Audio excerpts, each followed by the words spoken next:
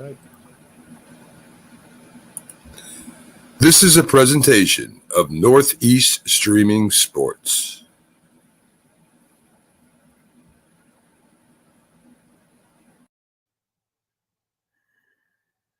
Everyone again, and welcome back to the Mac and Jack Sports Show. In early right of us right now is the Philly Sports Guy. Good morning, guys. How you doing? Good morning. Morning. How are you? Not too bad, Pags. Listen, guys, we got a lot to talk about today. A lot of interesting stuff, thought-provoking stuff. We're going to start off, of course, with last night's game. Buffalo at the Pats, with Buffalo winning 24-10. And of course, we'll get everybody's opinions on this as we go through the show. First of all, what do you think about the game, guys? I mean, it didn't look like the Pats were ready to play it all. It looked like Buffalo had their number. They went out, they ran the ball, they passed the ball, the defense played good. And it didn't look like the Patriots had an answer for any of this. So, Jack, what do you think was going on there yesterday? I think the Patriots tried to have an answer. Buffalo's simply the better team. The better team usually should win. It doesn't happen week out and week after week in the NFL because it's a 17-game schedule. There's bound to be a little bit downtime, where the game doesn't go away the way a team hopes it would. But Buffalo's a better team. And New England simply doesn't have the weapons to support Mac Jones. I mean, all eyes are focused on Mac Jones as the reason the offense wasn't that effective. But you have to give him the weapons, and he really doesn't have it. He has no real game changers there.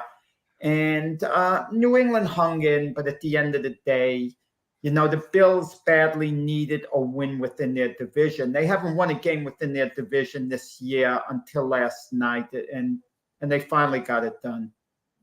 Pags, what are your thoughts? I mean, I was mentioning to Jack before the show that it looked like the Patriots at the end of the game just gave up, and I don't expect that from Bill Belichick. I expect him to play all the way 60 minutes through. I don't think it sends the right message to the team. What do you think? Earlier this week, I heard reports that Brady could wind up going back to New England. And when I start hearing things like that, that tells me that there is some disarray that's happening within the organization itself. It doesn't surprise me that they looked as inept as they did at the end of the game. And it tells me that the team may be throwing in the towel, that Bill may be intolerable at the moment. And, that the team may not decide that they don't want to play for them, play for him right now. It's going to be interesting to see how they bounce back. They get 10 days off now before they have to play another game, and we'll see if they can turn things around. On the other side, I think that this was the start of Buffalo's season. That this is their season, their season push now to really get to the Super Bowl. And it's going to be interesting to see how things move forward. Did you have something? No Bill Belichick team is ever going to turn on him. He's going to be fully in control. But if you notice during the game, Mac Jones was upset with Matt Patricia, the offensive coordinator. He was reportedly yelling, "Let's pass the bleeping ball." He wanted to open things up, Mac Jones. He didn't like the way he was held back. So there's some discontent with the way the offense is being run. Maybe they don't have the faith in Mac Jones. They want him to be a game manager. They're so scared he's going to make a mistake. But clearly something has to be done to change the offense a lot. A week ago, Mac Jones had a really good game. Last night he didn't. But should the blame fall with Mac Jones, or should it maybe fall a bit with the coaching staff, what they're allowing him to do and not allowing him to do? Well, being a second-year quarterback, of course, it is hard to play in the NFL, and maybe they're asking too much of the guy, Jack. Maybe they should dumb it down for him a little bit so that I don't know. It sounds like that in his case, they're not asking enough of him. It could be. It's hard to be a second-year quarterback. Didn't Joe Burrow take the Bengals to the Super Bowl in his second year. Yeah, And these yeah, but second-year you're not going to quarterbacks compare. do You're not going great to. things. You're not going to compare him to Cincinnati's quarterback. You're not going to compare him to that. He's not Yeah, that he good, doesn't Jeff. have to be as good, but the point is he's in his second year. He's experienced enough. He played the bulk of the games last year. There's no reason to hold Mac Jones back. Either he has it or he doesn't. And the Patriots have been very, very conservative with him. And when you're playing a team like the Buffalo Bills, you can't play it too close to the vest. Do you really think you're going to win a 13-10 type game against a high-powered Buffalo Bill offense? You got to open things up a bit as well, and they didn't do it last night. That depends a lot on your defense, Jack. And Patriots defense ain't playing the way it usually plays. They're just not together on defense. They didn't but having it at 24 points, I mean, they only scored 24 points. It wasn't like that game was way out of reach at any point. So, I mean, they should have opened it up a little bit more than what they did. And the fact that they didn't is more about the coordinator than it is the quarterback. Well, of course, we'll get to this with Keith because I love ribbing him about Zappy. Yeah, but I wanted to keep something in mind, Mac, with New England. It might not look so good now. They're 6-6. But as far as getting to the playoffs, if the Jets lose to the Vikings, New England's only one game behind the Jets, and they have the tiebreaker, meaning if they can finish even with the Jets on the season, and they'd only be one game behind if the Jets lost to Minnesota, New England would be elevated ahead of the Jets in the playoff race. So to keep that in mind. So that tiebreaker could turn out to be very crucial later on. Well, before we get to Keith, let's talk a little bit about Zappy. That's to me, Zappy. But we got to give our opinions too. I will, trust me. Listen, I mean, when do we put Zappy in? Do we wait till New England's out of it? Do we give him a chance now and see if he can put a spark in the team? What do you think, Pax? I don't think Zappy's the answer. I think Mac Jones isn't doing a bad job. I think again Patricia is learning on the job here, and now it's middle of the season, and they are figuring him out a little bit, and he's not able to adjust well enough. So I don't think it has anything to do with the play of the quarterback. I think it has to do more with the plays going into the quarterback. And if that's the case, you have to either evolve as a coordinator or you're going to dissolve as a team. Mac likes to play it both ways. And Mac says, young quarterbacks, it takes time. They have to be developed. They have to learn.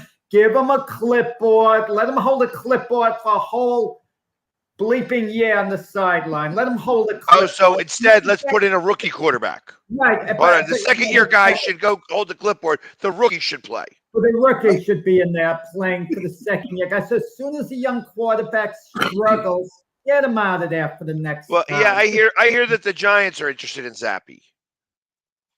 I mean, isn't Mac the same guy in the beginning of the year? He wanted Jalen Hurts out for Minshew, as I recall.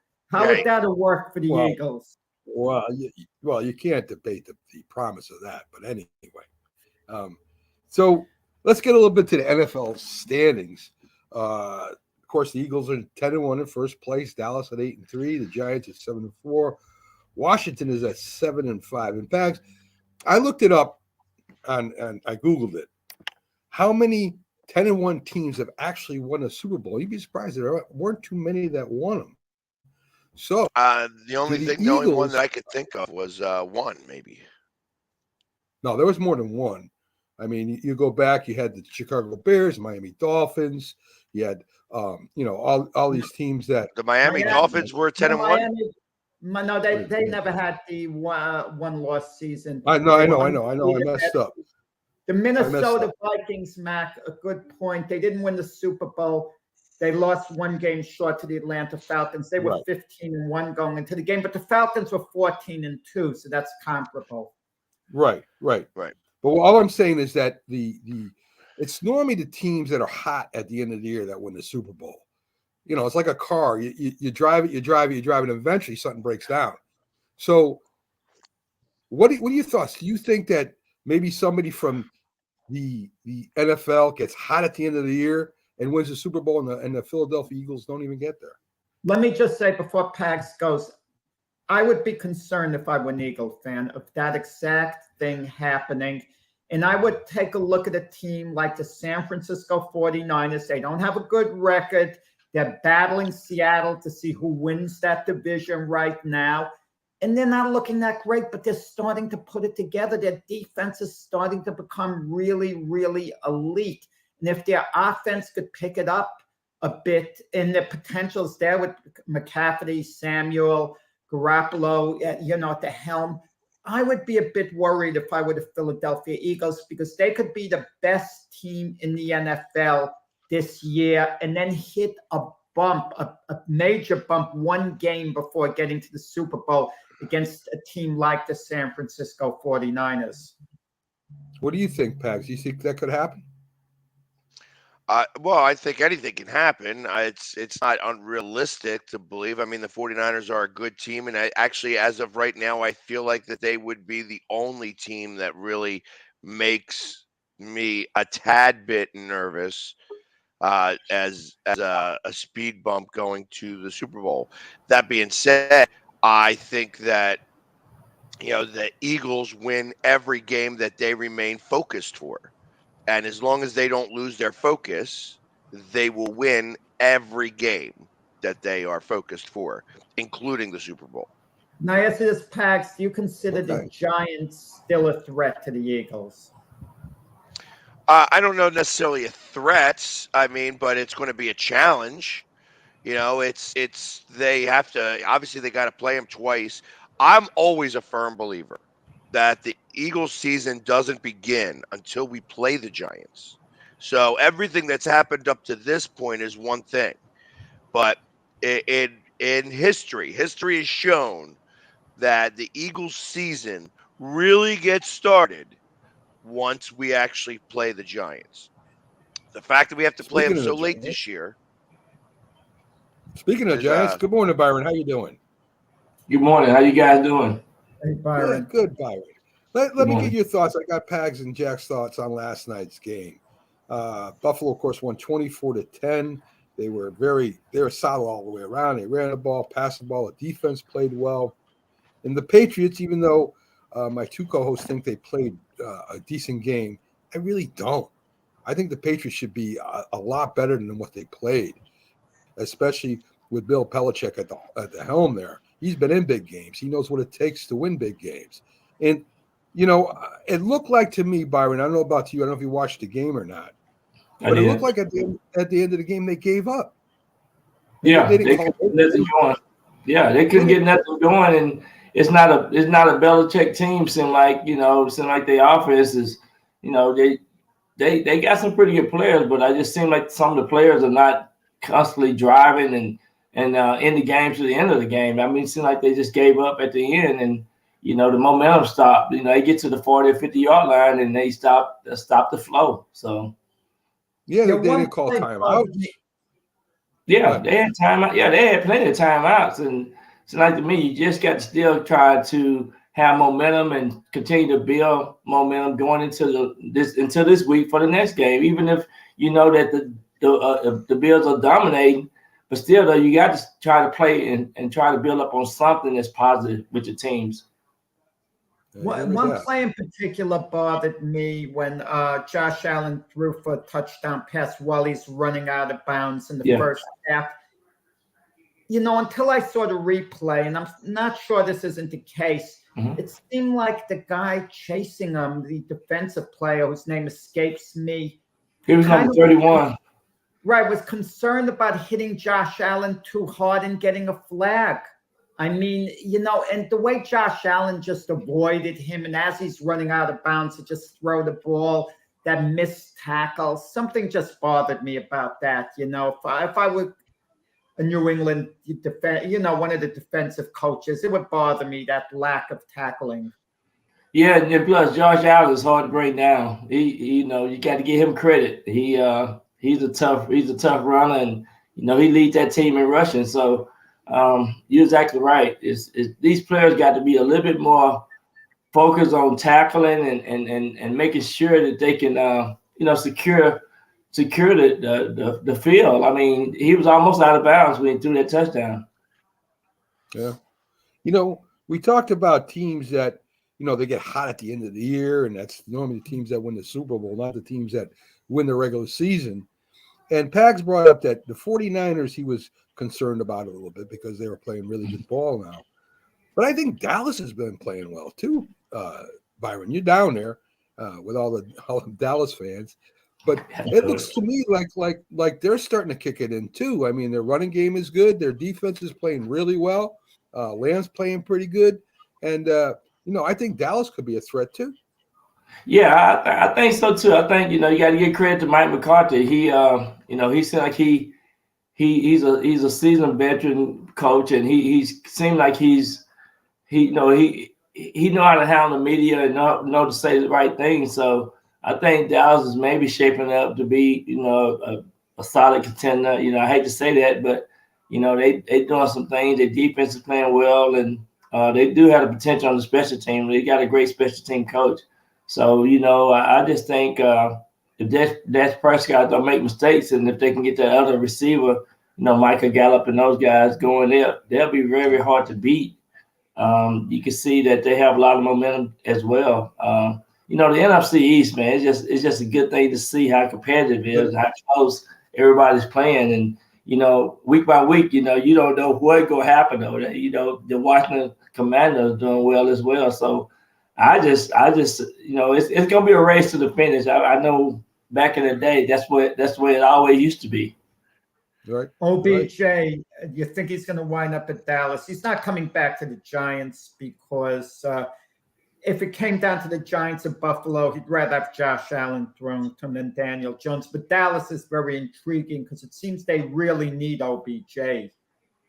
Yeah, I mean, that's all they talk about every day. I'm tired of hearing it. I hope he signs with somebody soon, but you still got a couple other teams that's supposed to be part of it. They said by next Tuesday or next week that he should be landing somewhere, making a decision somewhere. But I'm not excited about OBJ. The NFL is bigger than one player. I think sometimes we get caught up in players, and I think it's still the integrity of what the game is supposed to be about. It's about team and about who doing things right on and off the football field. So I just hate about hearing these guys off the football field, the things that they do, and then next thing you get caught up with the media's focusing on them, focus on the importance of the game. Yeah, we got a big game, Giants against Washington. I was thinking that this year, I don't think the Giants have scored over 20 points. Maybe once they scored over 20 points. And if they were going to do it, this is the week, Byron. Everybody's healthy.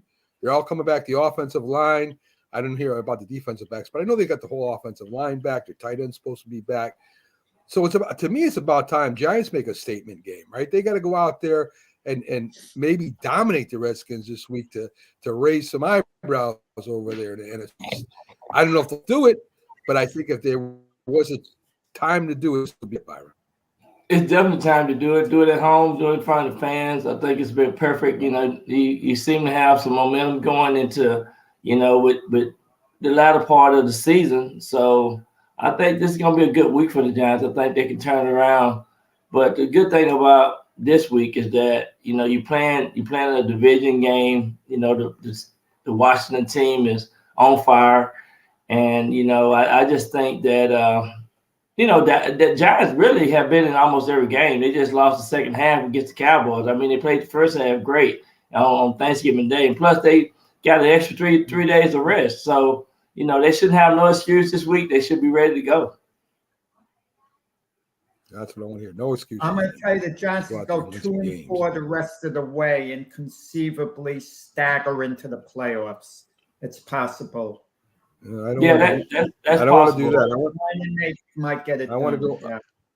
I I think want to that go in all there four winning. I don't want to get teams, into it. all four teams make it into the The playoffs. playoffs.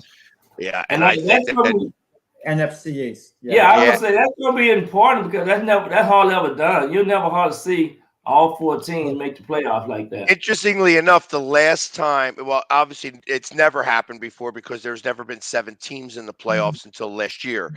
So, Right. but interestingly enough, the last time that there were all the teams made it from one division was the NFC East, like back in the 90s. So Yeah.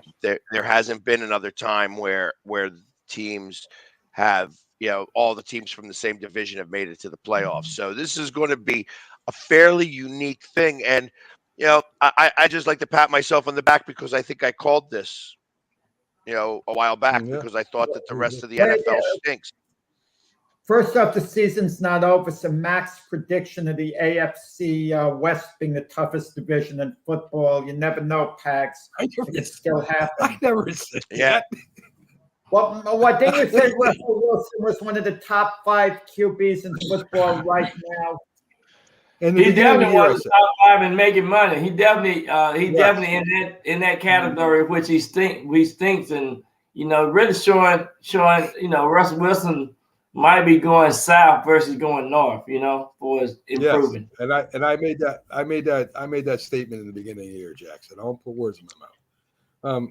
So, but I also believe, here you go. Just to give you a little bit, I believe that Russell Wilson will be better next year.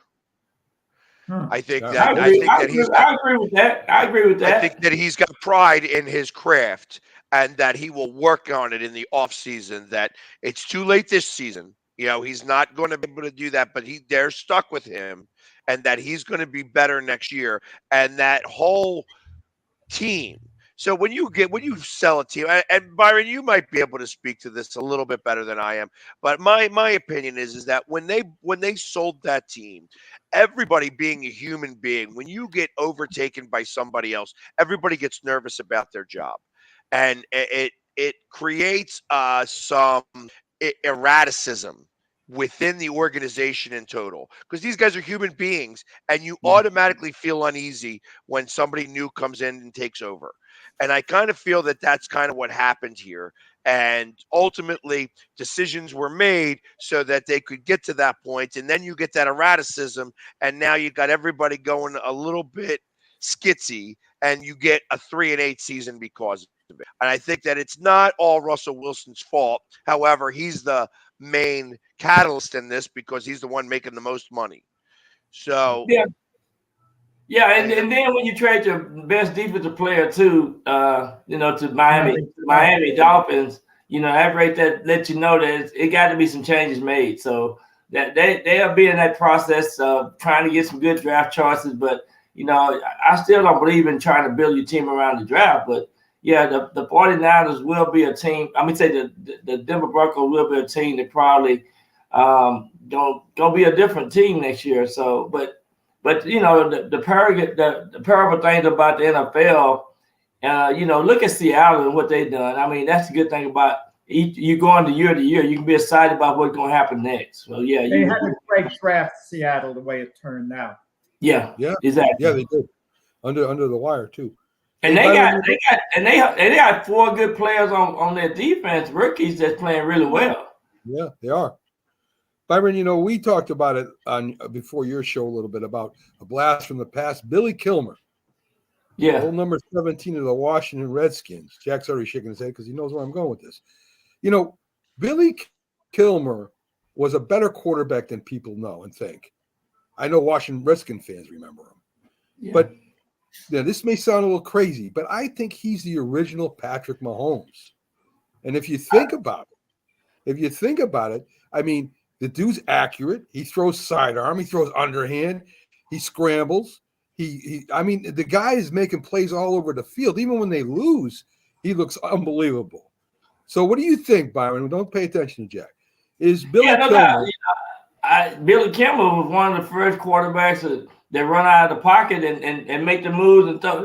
He was an early Patrick Mahomes. I mean, he created the excitement of the game for an offense. So I enjoy watching Billy Kilmer, you know, when I was growing up, and you know, the Redskins back then, you know, they was excited. And so with Rob Carpenter and all those guys went over there and started playing with them. Watching the Redskins was excited. Art Monk and those guys, it was really good. And then some of the early receivers. Yeah, take a look at the Super Bowl VI when they played the Miami Dolphins. That's Billy different. Kilmer was inept. He couldn't even throw a pass. I mean, it was pathetic. They got their 7 points on that Garo Yepremian blocked field goal. Special teams had to score the only points for them. Billy Kilmer was a serviceable quarterback. Oh, he was a step up over, let's say, a Brian Hoyer, something like that. To compare him to Patrick Mahomes, I mean, that's ludicrous. But they didn't have them a 60 plays a game. They didn't play 80, 90, 100 plays a game. They probably played less than 60 sometimes. So it was mostly defense back then, though. You know, people weren't excited about throwing the ball back then. They wanted to run and smash football and break your nose and all that type of stuff. You know, and it didn't have that foul type stuff. Billy Kilmer was okay. He didn't have a crossbar. He had one crossbar. Yeah, I know. Please, Jack. Billy Kilmer should be in the Hall of Fame. No. He should be in the Hall of Fame. Oh, yeah. No, come on. Billy Kilmer was... He's a lot better. He's got a lot better quarterback. As far as you can go. He's got a lot better stats than Joe Namath, I'll tell you that. Wow, Namath was miles ahead of Billy Kilmer. Everyone knew it. They played in the same era. Namath was miles ahead of him. He threw as many interceptions as he did touchdowns, for God's sakes. You want to know something? If there could be an imaginary draft, where all the players of all time were drafted, Namath would get drafted somewhere for sure. You know, in the 7 rounds. It depends where. Billy Kilmer wouldn't get drafted in the 7 rounds. No one would take a flyer on him. No one would consider. He would be a practice squad player, maybe. You know, he'd hold for the kicker. You know, that would be, I guess, his role. He's in better. He's in worse shape than Brady was when he came in, and I say he's one of the best of all time, Jack. He's up there. Billy Kilmer. You know what? I should have asked Charlie Taylor about him because Charlie Taylor just passed a couple of months ago, maybe 3 months ago. He's from Texas. He's from Grand Prairie, Texas, and he was a Hall of Fame receiver for the Washington Redskins back in the day. So I should have asked. And who was throwing the ball to Charlie Taylor in the beginning there, Byron? Billy Billy. Yeah. Thank you. Yeah, I liked him. I liked him in that. Yeah, when he played Batman. Oh, I'm sorry, that was Val Kilmer. So yes, that was his cousin. So. And that's why I love about football, because everybody got their picks of players and things like that. But I'm saying Billy Kilmer did a great job back in the day when the style of football was played the way it was played. When did he play? Because I tell you, I've never even heard of this guy. Right, because he wasn't that good. That's why you didn't hear it. Jack, I don't blame you. Jack, for some reason, Jack hates Billy Kilmer. No, I don't hate Billy Kilmer. Billy Kilmer was an average quarterback. Oh, he was not average, Jack. Better than average. I'll accept that. That's as far as we'll go. He was never one of the better quarterbacks in the league. He was behind clearly behind guys like a Lenny Dawson. Not even that close. Lenny was good. Yeah. Would you admit during that era he was one of the better quarterbacks? No. No, he was never an elite. He was never considered an elite quarterback. No one's saying, "Oh, Billy Kilmer was one of the best." Listen, when the Washington Redskins went to the Super Bowl and he was the starting quarterback, they were called the Over the Hill Gang. By virtue of him being the quarterback, he, in a sense, he elevated the team a little bit, but he was along for the ride too. So everyone talked about Billy Kilmer the way they're talking about Kirk Cousins right now. Years from now, if someone says, "Oh, Kirk Cousins was a great quarterback," Kirk Cousins is a Hall of Famer. Kirk Cousins is this. Kirk Cousins is that. He might prove to be one yet before his career's over. So I don't want to judge him that way. But Kirk Cousins isn't that close, to like a Patrick Mahomes. And I don't even think Billy Kilmer was quite as good as Kirk Cousins. I mean, just a little below him. So, you got to put it in perspective, guys. I think he was close. I said, Byron, before the show. Billy Kilmer, Daniel Jones, similar talent, similar ability. Yeah, I agree with that. Right. All right. Enough about Billy Kilmer for now. We might get back to it later. How do we dig up Billy Kilmer here? I mean, I respect Billy Kilmer, but I guess it's a good thing. Listen, I just want to close. You need to sometimes talk about some of the pioneers, though. Every now and then, you got to bring up the pioneers. Oh, he was a pioneer. He was a pioneer. He changed the game. No, well, yeah, he was one of those guys that run out of the pocket and so forth. So he was like a Fran Tarkenton type. He would throw that ball sideways. He'd throw the ball sideways, things like that. He helped the Redskins get to the Super Bowl with the Over the Hill gang. They won basically on defense and special teams, but he did his part. He was a wonderful game manager there. Is that the first Super Bowl that they won? They lost. They lost. They lost. Oh, okay. The Redskins offense didn't score 1 point with Billy Kilmer playing the whole game in that Super Bowl. Yeah, but you were playing against when was this? Like 1960? Like, because I don't remember the 70s. It was in the 70s. Oh, they lost to the Dolphins. Yeah, Miami Dolphins. That's why they lost so bad. I mean, you went against the best team in the league that year. They didn't score. The offense didn't score a point, Mac. I know that. That's why I just said that they played against the number one team. I don't even remember them getting field goal, but I remember the game ending. They had the ball, Washington. I think they're down 7 points. Billy Kilmer didn't even get off a pass. I think he got sacked the last play. Rather than just get rid of it. All right. Okay. Whatever. Good quarter. Listen, decent quarterback. Decent. And I think it's important that we bring up names like Billy Kilmer and stuff like that. Okay, I can buy that, but don't call him Patrick Mahomes. I mean, that's what got me going.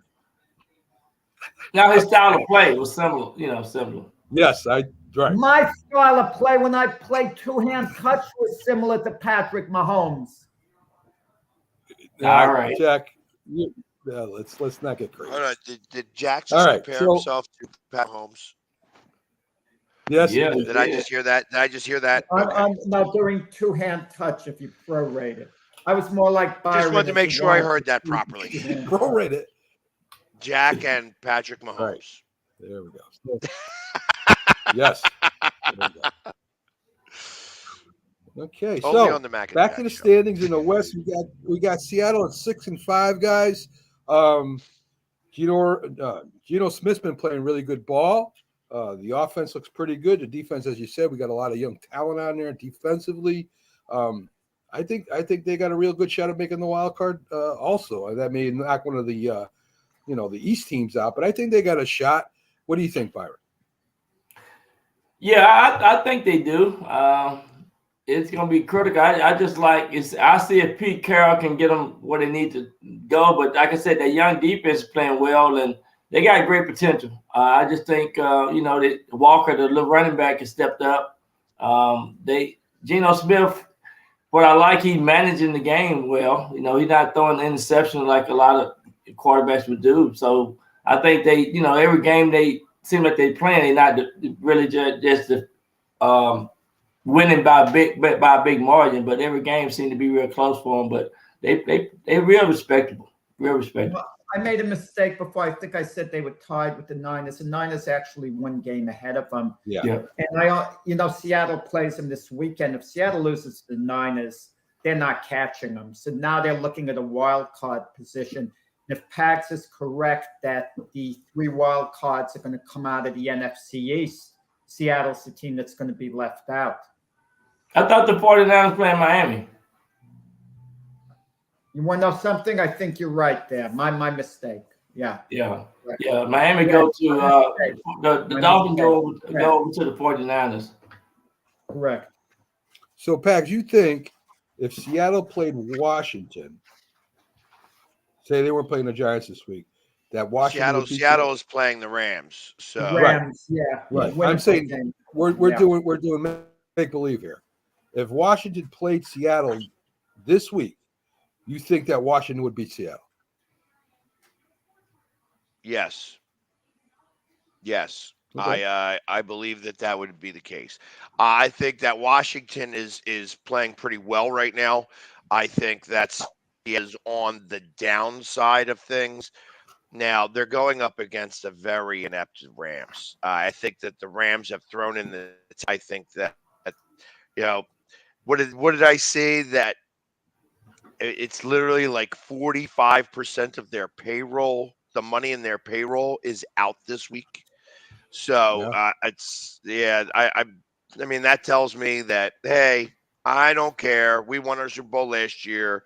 I mean, when the organization makes a plea to its season ticket holders to please give away your tickets for Christmas because we want to have more than 5 people show up for the game, that tells me that everybody has thrown in on this team. No, and, I gotta give. It's going to be a laughing stock. It's going to be a laughing stock on Christmas Day to see how many people are in the stadium for the Broncos-Rams game. I got to give you credit, Pags. You never took part in that thing that Mac used to do before an NFL season. He'd like to project the team's schedule. Are they going to win? Are they going to lose? Are they going to win? They're going to lose. And you look at the Rams on the schedule at the beginning of the year, and you figure, oh, tough game for a team. You know, Rams are patsies now. Everyone would love to see the Rams on their schedule, but who would have thought that in the beginning of the year, the Super Bowl champs? But they're complete patsies. Jack, I thought so. Jack, why are you throwing me under the bus, man? Why are you throwing me under the bus about what we used to do? Because you want to project, but to your credit, Mac, you didn't do that this season.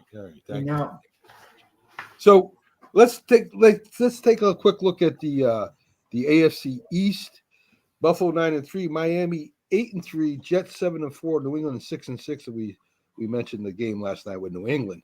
Buffalo looks like they're getting ready, as Pac says, to make their final push. But how about Miami? I mean, is Miami a threat to even go to the Super Bowl?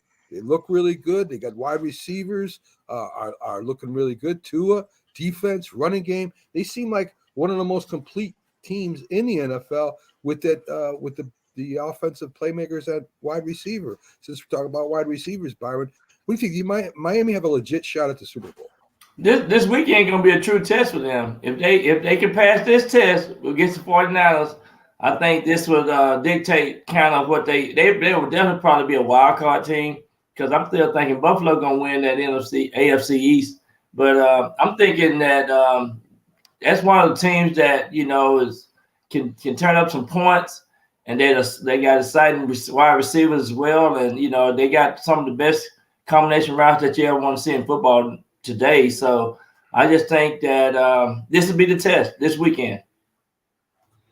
Something about the Dolphins. We never talk, guys. Who's the most charismatic team in the NFL? Charismatic. I kind of think it's the Miami Dolphins, being located in Miami. They have Rolls-Royce receivers. They have this, Tua is becoming dynamic now. People are actually talking about him possibly for MVP. Can you believe it? And I'll tell you, when Tua was drafted out of college, I mean, Joe Burrow went first in that draft, but I thought Tua was the best quarterback, except there were injury concerns. But Justin Herbert was drafted right after Tua, and Justin Herbert took off, and Tua was a little slow to develop, but he was developing. But the bad thing for Tua was he was being compared to Joe Burrow and Justin Herbert. They weren't just looking at him like himself. And now look at what he's starting to become. They got him the weapons. And maybe that's a lesson for all teams. You get the quarterbacks the weapons, and it's such a game changer in every sense of the word. I still I agree with that. I just think Tua, he had a hip injury coming out of college that didn't nobody know what he was going to do or how he was going to rebound from that. But he have really showcased that he belongs in the NFL. I still believe you build on the Lions first and then you go. But Pags, the wide receiver, Jack mentioned the 2 wide receivers in Miami. Who's got the best wide receiver duo in the NFL? Is it Miami with Hill and Waddle, or is it the Philadelphia Eagles? Hard to compare. I think it's hard to compare. I think that when you put them together in comparison, they're almost about equal. I feel that Tua and Jalen Hurts are almost these offenses are almost identical. That they have great offensive lines, and that's really what's driving the ship for real, and then you have quarterbacks who have worked really hard at their craft over the last couple of years. That's the one thing that you could see Tua has done. I mean, obviously, when he was out, they didn't win those games, but he's been undefeated since every game he's started, and that is, that just shows how hard he's worked at his craft over the last year. The difference between last year and this year is substantial. Now, of course, he's got weapons because he's got those receivers. The running game has gotten better, even though that you don't even know who the running back is down there. It doesn't matter. They actually get some rushing yards because the receivers allow them to get rushing yards, and they have a pretty good offensive line. So when I look at the 2 of them, if I was to try to compare them, it's almost like 1 and 1A. And I think too they play calling is really good, because they got balance. They got a balanced attack, and it's hard to defend against them, and they can put up points. What's exciting about the Miami Dolphins? I just want to say, with the comparison, in all fairness to the Eagle receivers, Waddle has been given a lot more opportunities than Devontae Smith. I think once Devontae Smith, if he was made the man, he'd be one of the best receivers in the NFL. I mean, he's excellent now. Everyone knows his potential. They know how good he could be. But the reality would set in. If he was targeted constantly over and over, he would truly be elite. I think he would rival something like a Justin Jefferson with Minnesota, who's been phenomenal this year. So, going back to the question that Mac asked me, when you take just the top 2 receivers, I think you'd have to give a slight edge to Miami. I think once you start to take the entire receiving core and the entire wide receivers and running backs and tight ends of the offense, I think the edge would then switch back over to the Eagles. I think that our third receiver and our tight end are better than what they have in Miami. But I think if you're just taking the number 1 and number 2 receiver, you'd have to edge it towards Miami just because of the speed and, just the way that those 2 guys have been playing right now. They are, I would say a good portion of the reason why that Miami keeps winning games. Yeah, and then I would give the edge to the Eagles too, for the quarterback and his ability to run and have a good rushing and plus passing attack combination, because that what I would but definitely both of those teams are exciting to watch. I mean, I just enjoy watching them because they can put up some points, they can make big plays, they make things happen on the football field. You would take Jalen Hurts over Tua going forward. Let's say there were no injury concerns. Let's eliminate that. I mean, I respect the heck out of Jalen Hurts, and you could say he's had a better year than Tua. That's fine. No problem with that. But I don't see Jalen Hurts having the potential to be a top 3 quarterback in the NFL, maybe top 10, which is good enough to win a Super Bowl. But Tua has the potential to be a top 3 quarterback if he keeps putting it all together. I'll take Jalen Hurts over Tua any day, in my opinion, just because of he can run and he making smart decisions. Yeah, right now I think he's a little bit ahead of him, but both of them got great potential. They were showing the 3 guys last night with Matt Jones while he was at Alabama. and all of them was at Alabama together during the time, which was deciding, man. That's a very talented group of guys. I love the thing with the running quarterback. Believe me, it's been on my mind. Lamar Jackson to the Jets. He's the ultimate running quarterback. Yeah, but when you get, we were talking about this last night. When you get 28 to 30, you can't be running like you can when you're in your 20s. Let him run, Byron. What the heck? Don't hold these guys back and forth and be in the pocket. You're thinking old school like they don't never complete a season. They don't complete a season. They don't complete an NFL season when they run. They always get hurt. They always get hurt. You're not allowed to hit the quarterback. Listen, you get more injured running with the ball than you do in the pocket. I mean, you get killed in the pocket when you're sitting back there, but when you're running out there and people are coming at you full speed, linemen, defensive line, linebackers, big safeties, your injury possibilities go up. So I think I'd stick with the pocket quarterback any day of the week. Now, you're the same guy who said Fran Tarkenton was one of the greatest NFL quarterbacks in all time. You would be beaming while he'd be scrambling.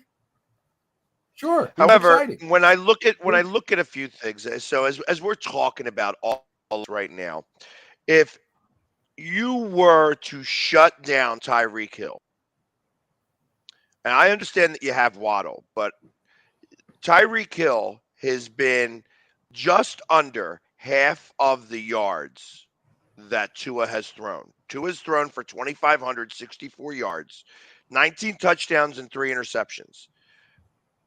Tyreek Hill has caught 1,233 of those yards, but only 4 touchdowns. So ultimately, he stretches. All that does is stretch the field, but that's showing me that he's not getting the touchdowns.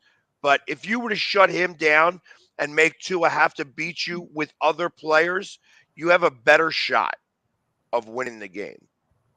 Is my opinion. In my opinion. Sounds right. Yeah. So the AFC North guys. That just goes to show you that Tyreek Hill is a big threat for us downfield. I mean, he really stretched the field and he helped open up the offense. That's what's great about him. I think that's what Mahomes misses. 14 yards per reception. 14 yards. So that means every time he catches the ball, it's a first down. Yeah. So let's go to the AFC North guys. Baltimore 7-4, Cincinnati 7-4, Cleveland and Pittsburgh both at 4-7. I want to start at the bottom. Everybody was talking about that. That the head coach of Pittsburgh, Mike. Thank you. That he wasn't going to have a 500 season. Well, guess what? They're 4-7 right now, right? So he still has a chance of being the only coach to have a 500 season every year he coached, guys. So at the beginning of the year when they had 2 losses, we all thought, what's going to happen? But now he's only 3 games under 500. So, Jack, what do you think? Do they get to 500 this year for? I don't think so. What they're going to have? They're 4-7. They're going to have to go 5-1. I mean, where they've been playing. I don't think so. At this point, Mike Tomlin's a great coach, regardless of the record. And they were going through a big transition at quarterback, and they're going to have to. I don't know if not rebuild, reboot the team, do something with Pittsburgh. They still have a good defense over there.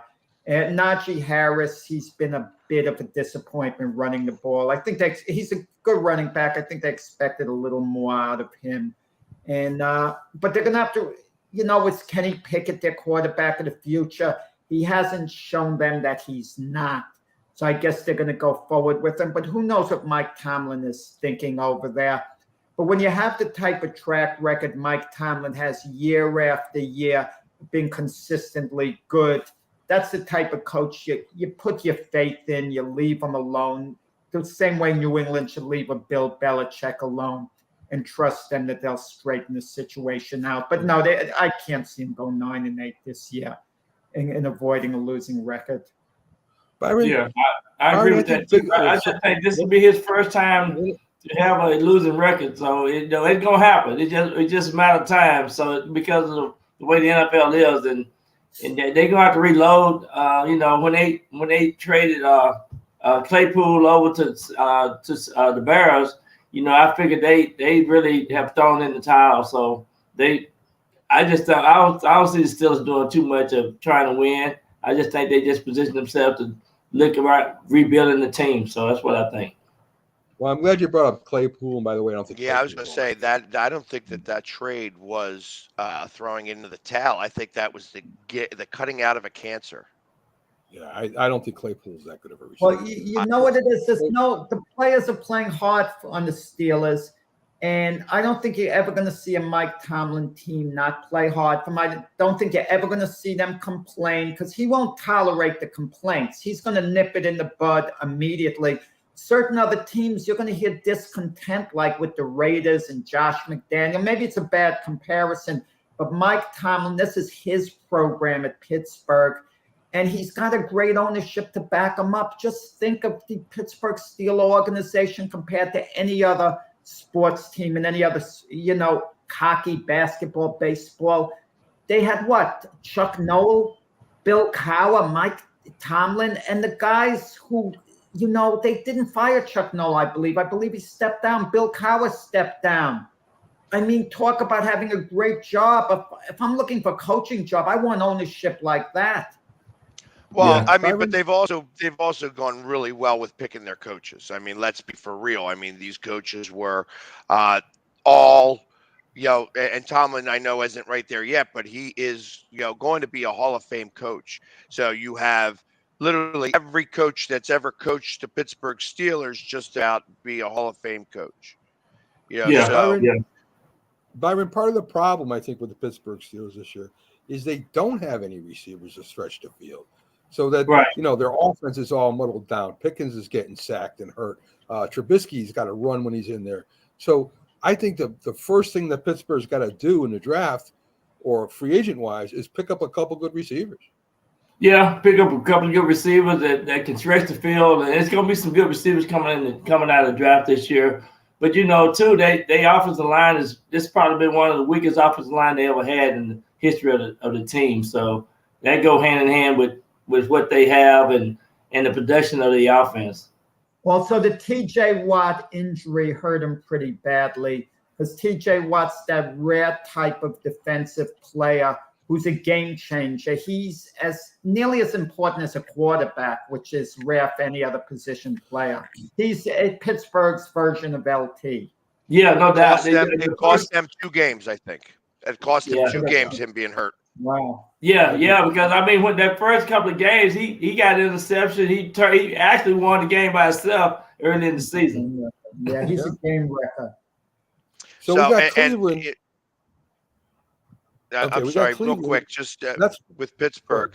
I think that they're going to get close to being 500. I think they're going to just miss it. I think that they have the potential of going 9, probably going to be more like 7 and 10, because they do have to play the Ravens twice here. But Pittsburgh has got to do, moving forward, Pittsburgh's going to have to do something that they're not very good at next year, and that means actually picking up good free agents. Pittsburgh has been fantastic at the draft. They've done things very well building the team from within. This is a team now that's got to get built through a little bit through free agency, and Pittsburgh has never been very good at free agency. Yeah. All right. So Cleveland 4-7, Deshaun Watson coming back this week, I think, guys, right? Yeah, down here in Houston. In Houston. Talk about drama. That's drama. Him returning at Houston of all places. Yeah. So can I ask you a question? You can lead this off, Mac. If I'm Cleveland, he's been off so long. Cleveland's not going to make the playoffs. Right. I think I would hold him out one more game. I wouldn't want him coming back at Houston to return there. Too much bad publicity, too much of a buzz. Hold him out one more week. What is the big deal? Don't have him return to the scene. I hate to say these words, the scene of the crime, basically. They got in trouble, okay? And I want to point out, though, no criminal charges were brought up against Deshaun Watson. No criminal charges in 2 different venues. So let's take note of that. But the point is, they paid him too much money, Jack. He needs to play. He got to play. It's one game, Byron. They're not making the playoffs. Let him return the following week. I don't know who's on this schedule, but no matter where it is, it's brutal to return back to Houston for this. This is going to show what kind of character he's got. So we'll see what he's got character on the field. We know that. These players need to understand this is a responsibility you have on and off the football field. So if he's supposed to play, let him play. But you know what it is? It hurts Cleveland in another way. I'm going to tell you this, guys. For the lowly Houston Texans, this is their Super Bowl game. Don't tell me that whole team's not going to be psyched. Not that they hate Deshaun Watson. They're going to be in the national spotlight. The lowly Texans, you know how it is as a player, Byron. Have you ever been on a terrible losing team and all of a sudden you get a spotlight game out of nowhere? You're like psyched all week, right? Yeah, oh yeah, you're going to be psyched. They're going to be psyched. He's making the Texans a better team this week by playing against them. No, they're going to beat the crap out of the Texans. Will it affect Watson's play when he plays tomorrow? Will it affect his play? I mean, he's going to hear the boos, guys. Sunday. There's going to be signs. There's going to be some kind of guaranteed in front of the stadium. They're going to have some kind of speaker out there speaking against Watson. So, I mean, how is that going to affect him on the field, Byron? I just think he just got this, sounds everything out. I think he's going to be mature-minded enough to do that. I hope he be mature-minded to do that. But I just think, you're supposed to be a professional player and handle it on and off the field. I think this was showcase dictating for in the future what the expectation should be. But I'm thinking that he's gonna be okay. I think he's gonna look at this as another game and that he got to go out there and perform. And I know that he's ready to get back on the football field. I know that. If I'm a football player, that's the most important thing. Get out there and build up this team the way he's supposed to. They paying him a lot of money now. He got a nice contract. He need to move forward. That chapter's behind me, and he need to just go out there and take care of business. What I don't understand is what's the eventual end game with anyone that's against Watson playing? Do they not want Watson to ever play in the NFL again? So let's say he's not allowed to ever play in the NFL again. If he gets a job at Home Depot, is Home Depot going to get boycotted? If he gets a job at McDonald's, is McDonald's going to get boycotted? What is it supposed to be? If he goes on public assistance, is the government, going to get boycotted for that? I mean, at this point, what's wanted out of this? I mean, Watson took a big hit. He took a tremendous reputational hit. That's what when people think of Deshaun Watson, they don't think of great quarterback at this moment. They think of other things. I mean, what's the end result that someone who's against Watson wants out of this? That's what I'd like to know.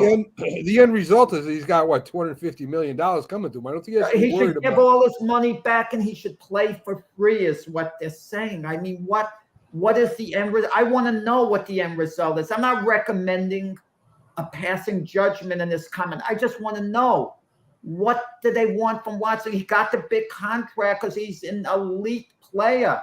Okay, what should he do? Take less money? He should do what some of the NFL owners did. When they mess up, they just close that chapter and keep going forward. I mean, that's what it's all about. You can't go back and relive anything.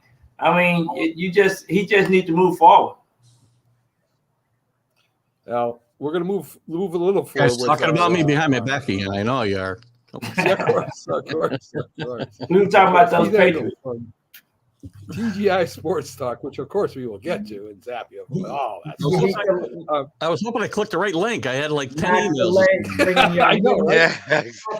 Matt didn't want you as being part of our past discussion. We went live. We went live. We ended a broadcast. Went live again just to mess everybody up. Yeah, well, I sent the link over. I thought I was going to take over here, and someone pulled the plug on the original broadcast, and Mac was saying Billy Kilmer was as good as Patrick Mahomes. I would have ended the show right we'll get into on that comment. We'll get into that, Jack. We'll get into I that personally again, think he was the he's second best Batman. Thanks. Before we go any further, not to jump on your or step on your toes, Mac, but congratulations on that article the other day. Great piece for you and some great pub. Good job. Thank you very much. I appreciate it. Yeah, shared it to all my sites. So I know he brought up. I know he brought up TGI Sports and the Mac and Jack Sports Show on that article, right? Yeah, it was in the it was in the fine print. It was Exactly. That was the stuff that got cut out of the article. I didn't write the article. I have no idea what Byron. I have no idea what they're talking about either. I had an article written about the Philly sports guys, so that's really all they're talking about. Oh, okay. Cool. Yeah. Cool. Congratulations. Congratulations. Sorry, I didn't mean to confuse everybody this morning. So Keith, let's get you on last night's game. Buffalo 24, Pats 10. Buffalo, of course, was the better team, the more complete team. The Pats, they just didn't play well. And Jones yelling at the offensive coordinator. I saw Bill Belichick not calling timeouts and pretty much giving up on that. I've never seen Bill do that since I've been watching him. The clock management was horrible at the end of the half. It was even at the end of the game. It seems like he had given up on having a chance. I don't know. Everybody was bad last night. Coaches were bad last night. The quarterback was bad last night. The offensive line is always as bad. I mean, the thing that really surprises me the most is the bad special teams play on this team and the penalties week after week that are just so bad. And that's a mark of a poorly coached team, which is not what the Patriots have been over the years. And the penalties are just infuriating. And the offensive line play, Mac Jones wants to throw the ball down the field, but you got to have time to throw the ball down the field. And Buffalo's got a much better pass rush than the Vikings do. I mean, they looked good last week because they could protect the quarterback because they have the worst pass rush in the league.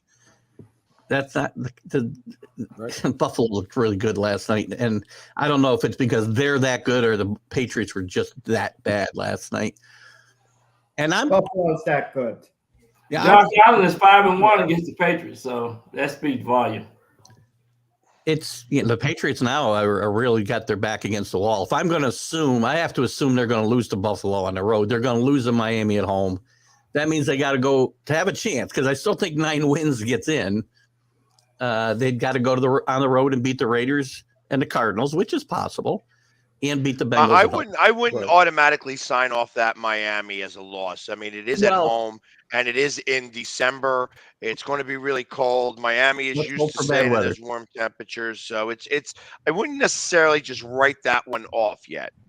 Well, I'm trying to just figure, if I make an assumption, if I win, that's a plus, right? But I can't assume I'm going to go on the road and beat the Raiders or the Cardinals either necessarily, right? I mean, not the way this team's playing. I'd like to think they would, but they've got their backs against the wall right now. Keith, who does he have to throw to too? That's the sad part. You guys got it. We covered before. You got the new tight ends. Your wide receivers don't play well. I think they could get Byron to come in and he catch more balls right now. I think I requested that last week. That Byron make an appearance. I might have one play in me. That's about it. You would have looked good in that. You would have looked good in that Patriot helmet last night, Byron. I'm telling you right now. I love that logo on the helmet. That's for sure. One of the best ever in the NFL. I wish I would go back to that myself, but yeah, I do. You're right, Mac. He's got nobody to go to. He's got nobody to go to. My other gripe is I don't really have a problem that he made Matt Patricia the offensive coordinator. I think he's getting better. My problem is you got 2 guys.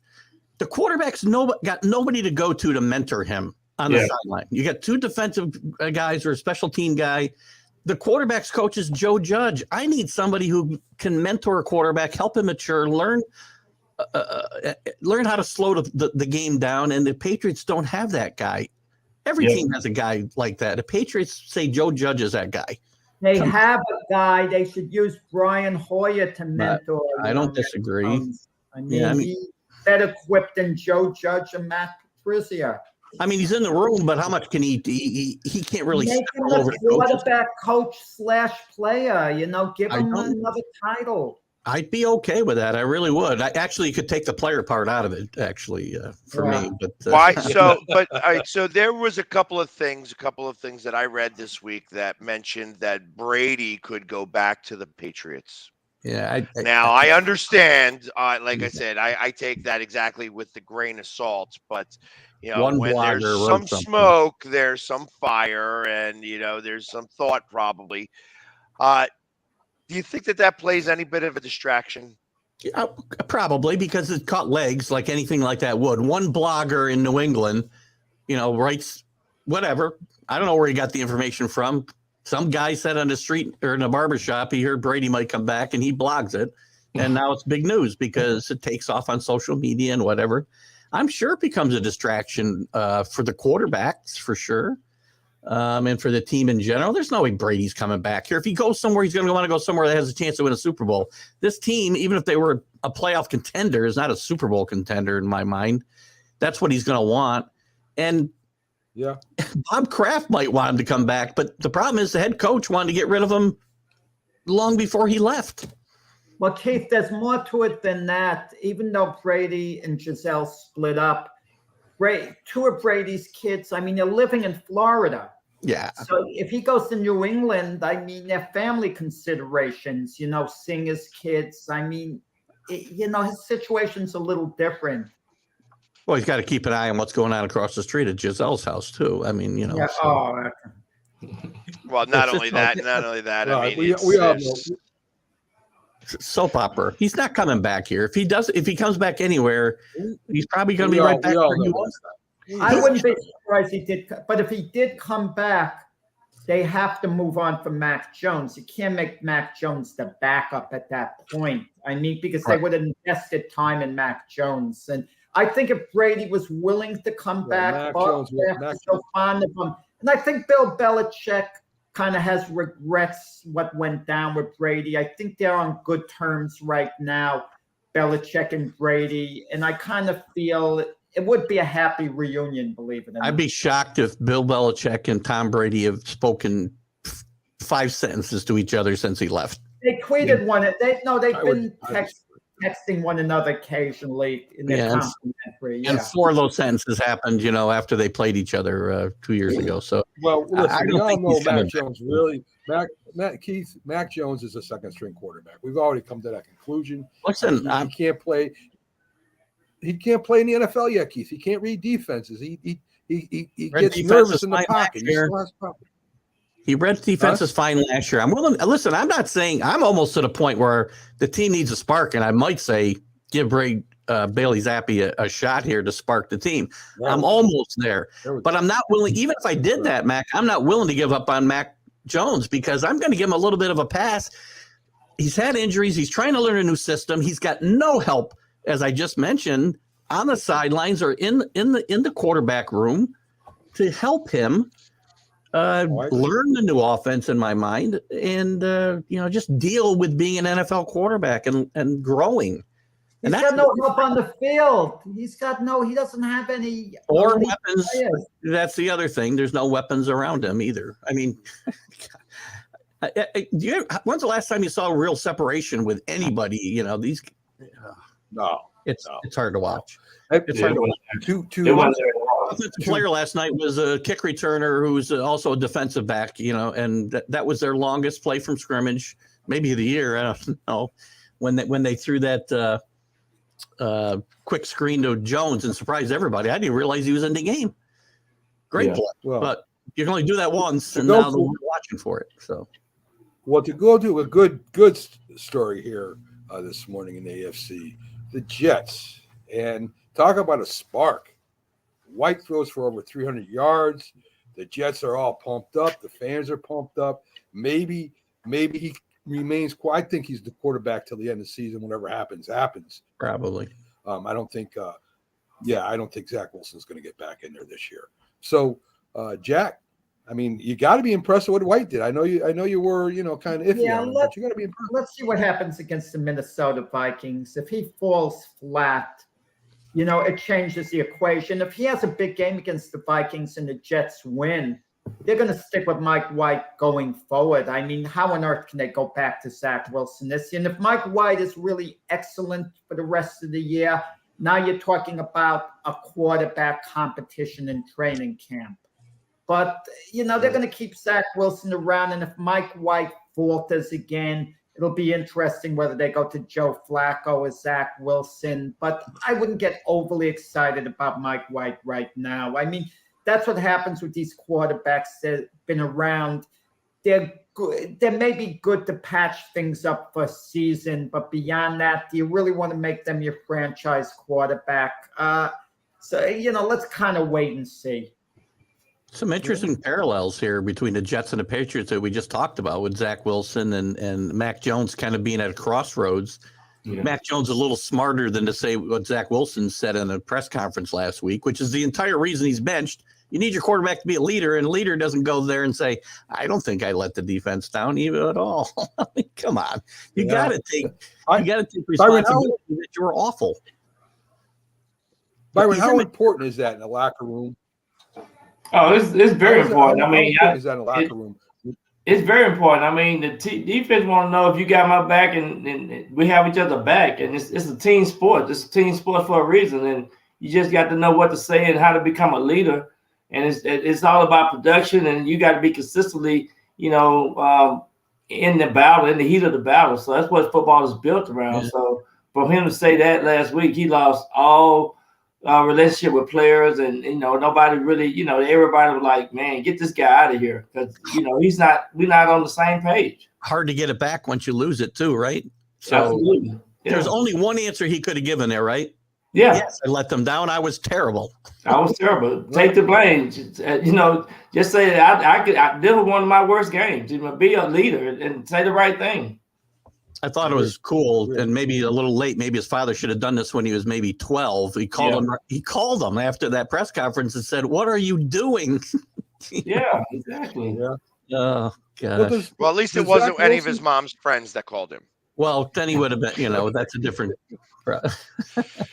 Yeah. Okay. You got to understand there's an expectation in being drafted the way you are, and you the face of the team, and so certain things you have to know what to say and what to do. But now it's out there. How do you make up for that? Do you take the red shirt off the next practice and let the defense kind of take shots at you? I'm serious. Maybe that's the way. Back in the day, they did that. Yeah. Today, the Players Association wouldn't let you do that, though, right? No, they wouldn't let you do it. But back in the day, they did that. But that would be the way to get back in the good graces of the defense. That's what I would think. That you got to show a little bit of resiliency, a little bit of toughness, and a little bit of heart. And I think that that's part of how do you get back nowadays? How do you get back in the good graces? How do you work this out? Or is he done in New York? I think he lost his team. I'm going to tell you this. If Zach Wilson goes elsewhere and he becomes an elite quarterback, which is conceivable, okay? One of the teams that needs a quarterback like the Falcons, the Saints going forward, the Jets don't live it down. They better be darn sure that he's not going to fulfill his potential. Okay, they better be sure. And I don't think they're sure at this point. They think there's a possibility he might be an excellent quarterback if he develops. But of course, Mike White might make that situation very hard if he's outstanding the rest of the year. What can the Jets then do? I don't think there's anyone on the Jet team that mentors him either. I don't think there's anyone that sits down with him and explains to him what public relations are. What's that? They had John Beck last year. They brought in from BYU, former BYU quarterback, and he was been a quarterback coach, and he did. Zach Wilson made some progress in the second half last year, but they let John Beck walk away over money. He's coaching at Syracuse. Yeah. You know what I think? Byron can answer this one. I think the mentoring best comes from players on the team. And it doesn't necessarily have to be an offensive guru. It could be a young quarterback, and you could have a Harry Carson mentoring him, making him better because they understand defense. So I think it comes from within the locker room that the leaders could be more valuable than the coaches in that regard. Yeah, and they were talking about early on that he was talking to Aaron Rodgers and stuff. Evidently, that didn't work. So, yeah, you definitely need a good mentoring and I mean, you got to set these guys up for success. So they need to find somebody. I think that still can save. That can be, I think they can save him and build around where you need to go. But when your head coaches and some of the players are saying differently, then that's a concern. I mean, they probably going to have to trade him. Look like. But Byron, you mentioned Aaron Rodgers. This is a good question. How come we never say veterans like Aaron Rodgers need a mentor? Why do you have to grow out of needing a mentor? Because Aaron Rodgers could use a mentor right now. Aaron Rodgers don't need no mentor. He does seen everything. I mean, he needs a life coach. Yeah, he's a life coach. He will be my life coach. He just know how to play the game. He know how to, he know everything that you know about games. What he don't need no mentor. Oh. Well, Keith, before we get to college football, which I want to get with you this week, I want to talk a little bit about Billy Kilmer. And you were laughing when they said, that he was the original Patrick Mahomes. Well, I looked at some film of Billy Kilmer yesterday. The guy's making sidearm passes, throwing behind his back, no-look passes. He's accurate. He's scrambling out of the pocket. He's running with the football. And I mean, over people, under people, he's making all the throws. Now, I know he's no Patrick Mahomes. I'm not here to say that. But I think he's one of the original quarterbacks that did this stuff, barring Fran Tarkenton and all that. Yeah. But I think he might even belong in the Hall of Fame. Jack thinks I'm nuts. But I think he's better than some of the quarterbacks that are in there. I can't. Yeah, I can't back Billy Kilmer for the Hall of Fame. He was fun to watch when I was a kid, early 70s with that Redskin team, and they were the over the hill gang. He never led the league in anything that I'm aware of. I mean, was he fun improvising and making things happen? Yeah. Can't compare eras. I mean, a guy like Billy Kilmer couldn't even make a team today. Max said he was better than Joe Namath. You know what? Joe Namath's also the most overrated player in NFL history, but he won the most important games. So, in my mind, you look at his numbers, they don't lie. His numbers are some of the worst in the Hall of Fame. Yeah, but you forget, at the time Joe Namath played, he was considered one of the greatest quarterbacks of all time. People were comparing him to Johnny Unitas, who was better. There was some debate going on. Yeah, for about a year. I mean, look, he's in the Hall of Fame because he won the most important game in NFL history. That's right. That's end of story. That's the big thing. That's why he's there. And then hey, listen, that's a good reason as any, man. I mean, yes, I'm not saying he's wrong because of that very reason, but he's not one of the greatest quarterbacks of all time. And I don't know who's saying you're nuts, Matt. Kilmer is no Hall of Famer. But that's somebody. That might be Linda. I don't know. It's somebody from. It could be somebody from Northeast Streaming Sports. There's only a couple of us can use that moniker there. It might be Pags. He's typing away there. Wasn't me. I'm actually looking at the stats. I'm looking at the stats of Val Kilmer. I mean Billy Kilmer. He had 152 touchdowns, 20,000 yards, 20,495 yards. Yep. I mean, it's so. I mean, he had a great record with Washington over 8 years. He was 50-23-1.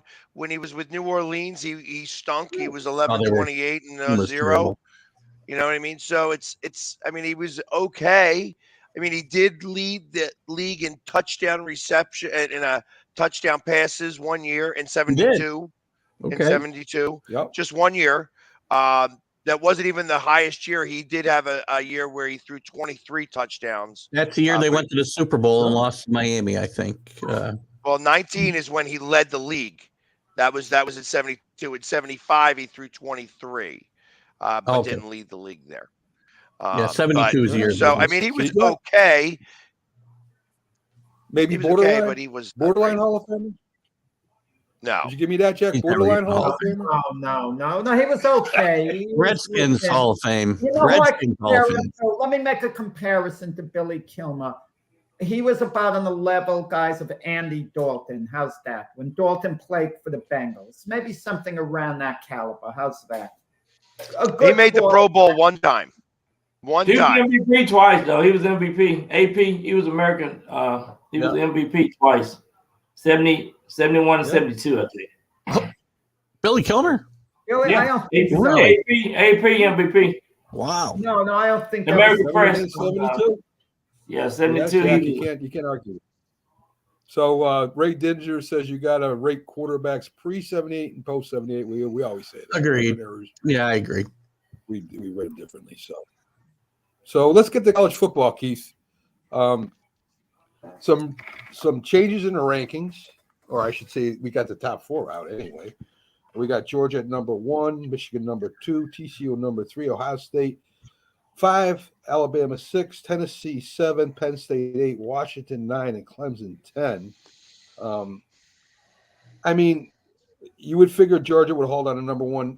Does it surprise you USC is up to number 4? I mean, I know they're a good team, but I don't think they could any of these teams. There's no argument to be made against the 4 right now. USC probably the only one that could fall out. They could probably all lose this weekend. The top 3 could lose this weekend, still be in, I would think. USC probably can't because they'd lose for a second time to Utah. And I think the committee sent a little message putting Ohio State at 5, telling USC if you lose, so we're probably going to put Ohio State in. And Clemson, by the way, is probably the most disappointing result from last week because my guess would be they would be 5 or 6 at worst if they'd won last week, with a very good chance to get to the Final Four with a USC loss and a Clemson win this week. So I think it's pretty cut and dried. We got 3 teams in, and it comes down to USC and Ohio State. USC's got to take care of business. That's all. He's going to say Michigan. Well, Michigan's already in. Somebody out there is right. USC wins tonight. Goodbye, Ohio State. Yeah, I think USC will win tonight. I do. They played Utah tough on the road in a tough place to play. What's that? Yeah, I think Utah will give them a run for the money. I think Utah. No, they will. They will. But USC lost a tough game in Utah back in October. Tough place to play, and they didn't play badly. They need to play better defense. Their defense is just atrocious. There's going to be some points scored tonight. And I will say this too. I think Caleb Williams won the Heisman Trophy last Saturday night in that game against Notre Dame. I think that race is over as well. I think that 80-yard run he had really solidified it. But it'll be a lot of fun. A lot of good games this weekend. Yeah. Is there a chance that USC wins this game and still falls out? No, because nobody else. Ohio State's not playing. Alabama's not playing. The teams behind them that could get in are not playing. Okay. I think the highest ranked team that's got a game this weekend is Clemson, and they can't. They're not jumping from. Well, that's because LSU screwed that up too. They screwed the pooch there. Yeah, LSU's done. So they could win. They could even beat Georgia. They can't get in. Not often an SEC champion wins and is out of the playoff, but there's no way they can get in. I would have argued they wouldn't get in at 2, or with 2 losses rather. But last week really put them to bed. Right. Yeah, but if they win, does that knock out Alabama out of the 6th spot? Possibly. Yeah, I think Clemson could move up. I mean, Alabama's going to get a New Year's Day game, so it's probably Clemson if they win. Clemson, North Carolina will be for a New Year's Day bowl game. I think Tulane and UCF's a really good game this weekend to watch because that's for the Group of 5 bid for the New Year's Day 6. They'll get to play in the Cotton Bowl against somebody, the winner of that game. So that should be, and that'll be a fun game. That's a rematch of a game 38-31 a couple weeks ago. Am I wrong? Isn't Kansas State, aren't they primarily defensive? I know they got a decent offense, but aren't they primarily a defensive team? They do play some of the better defense in the Big 12, a league that there isn't a lot of defense played in sometimes, but they don't throw the ball as well as some of the others. Deuce Vaughn is a great running back. He's going to be interesting to see on the next level, by the way. They lost to TCU, I think. Yeah, go ahead. To me, I think they got a real good shot at TCU. They could. Listen, TCU, they've had a lot of.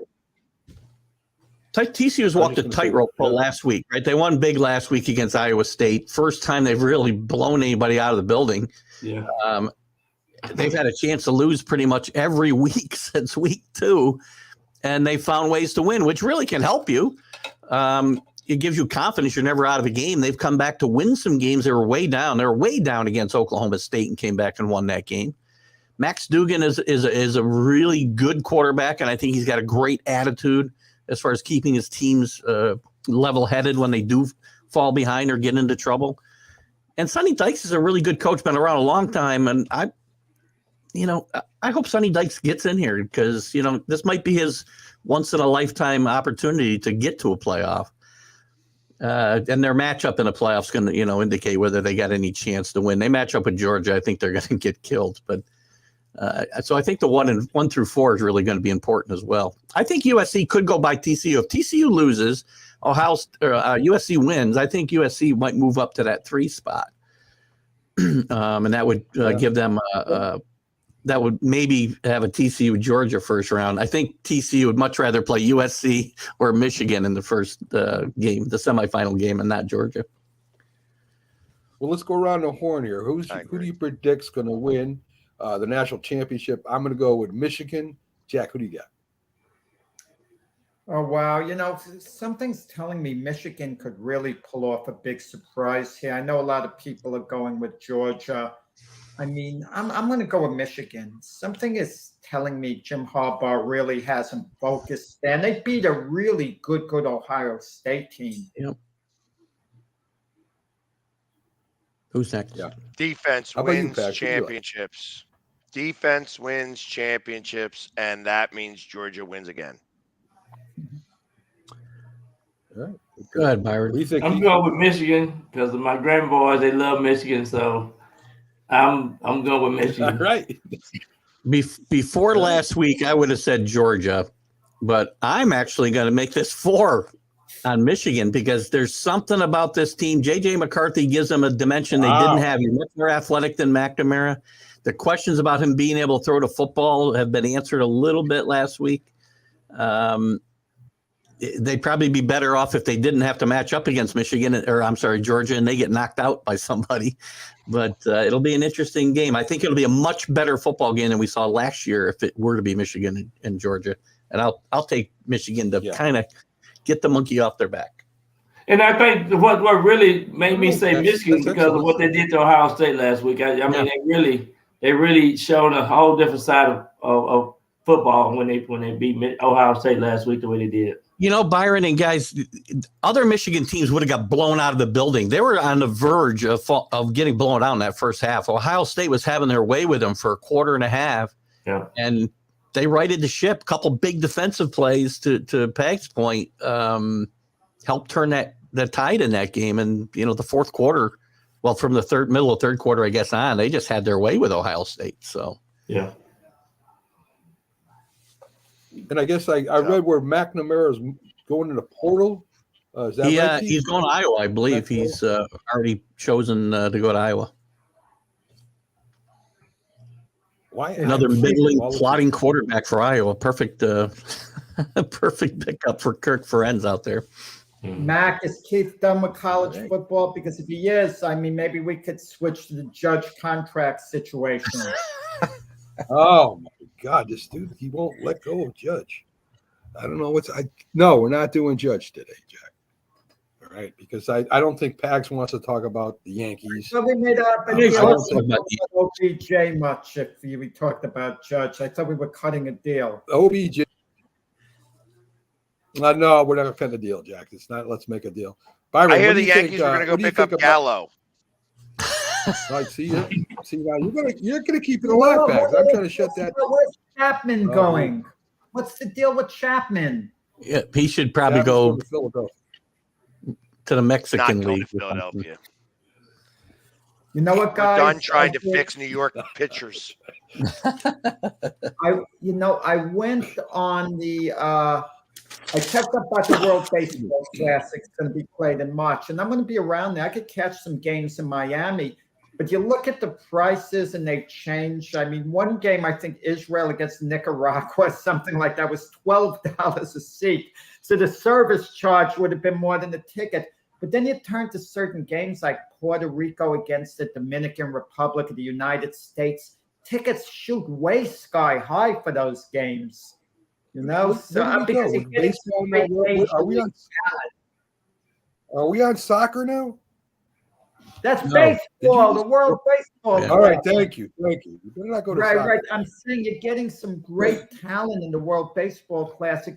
You're getting the elite major leaguers, but are they really ready to play in March? That's what I kind of wonder about. Some of them are not going to be in shape.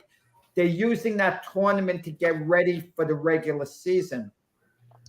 It's become a fun tournament, though. I like to watch it. It's a lot of fun. You're right. Some of the play is a little sloppy because they aren't ready, but Major League Baseball is never going to stop a season in the middle to play it in June or July. So, but it's not like a true World Cup, Keith. It's not like soccer that gives you. They peak for that. They're at their very best. The Baseball World Cup it's a little shoddy. I mean, it reminds me not as bad as the NFL All-Star Game. They did away with that, right, Byron? I wouldn't mind them doing something where it actually was something similar to that for the All-Star Game, but dumbing it down to like a week-long event and not 2 weeks or 3 weeks, because it's a 3-week event. I think that they're planning here in March. But if they could make it a 1-week event, where it was just quick games, where almost like it would be like double headers, or I guess they wouldn't do that either, but even 2 weeks. If they started the baseball season a week early, like in late March, and went in now that they've gone all the way to November 7th, they know that they can go to November 7th, that they could actually allot 2 weeks for an all-stars type World Cup as their season. I think that would actually work really well and would showcase players differently. Yeah.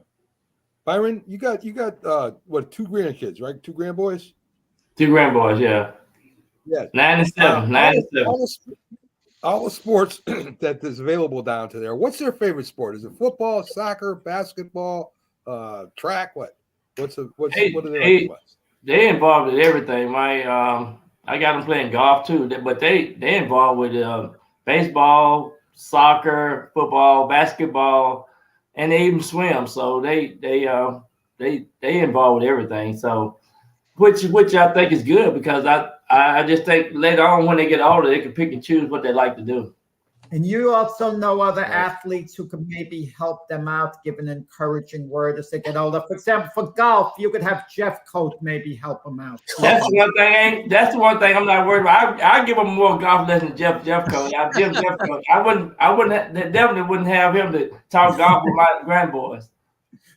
I'm going to send them Pat Patriot helmets. When they grow up to be football players, I want them on my team. I'm going to send them Pat Patriot helmets this year for Christmas.